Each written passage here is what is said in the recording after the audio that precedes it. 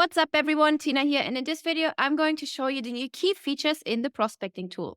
Now we have access to a lot more information about our leads, such as their role, their expertise, their social media profiles, their contact details and their location. This comes in really handy if you're doing cold outreach, for example, and you're deciding where to find that person, how to engage with that person. So if that person is really active on LinkedIn and not so much on X, for example, then it's a really good idea to reach out to them on LinkedIn. So you want to hover over to your prospecting tool and then you select the prospect in question. And then here you can see a new tab, point of contacts. Click on that. And here you can see all the people that are working for this company. Here you can see Giovanni. He is the product manager and these are his skills and expertise. This is his Facebook profile and this is his LinkedIn contact. So if you just click on it, it opens up in a new tab and it brings you immediately to the prospect's profiles.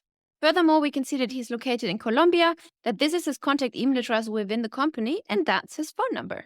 Having access to this information also helps you to find key decision makers a lot faster. I hope you enjoyed the new features, and I will see you in the next video.